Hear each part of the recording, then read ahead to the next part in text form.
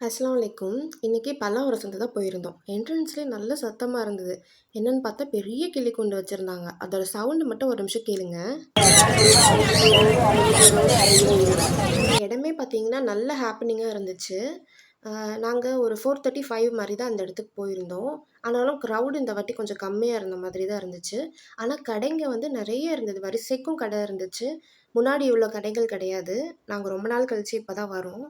மெயினா வந்தது இங்க கருவாடு ரொம்ப நல்லா கிடைக்கும். வெஜிடபிள்ஸும் நல்லா ஃப்ரெஷ்ஷா கிடைக்கும் அப்படிங்கிறதுக்காக தான். அ வந்துட்டு கருவாடுலாம் வாங்கிட்டு இங்க கருப்பட்டி வச்சிருந்தாங்க. நான் வந்து இப்ப தான் வந்து ஃபர்ஸ்ட் டைம் கருப்பட்டி இங்க பார்க்குறேன். இதுக்கு முன்னாடிலாம் இல்ல. அதே மாதிரி கிளாஸ் ஐட்டம்ஸும் இங்க நெறைய வச்சிருந்தாங்க. நெறைய கலெக்ஷன்ஸ் இருந்தது. முன்னாடி கிளாஸ் ஐட்டம்ஸ்லாம் கூட கிடையாது.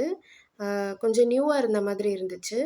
சரி நாங்க வந்து கருப்பட்டி மட்டும் ட்ரை பண்ணலாம் அப்படின்னு வாங்குனேன்.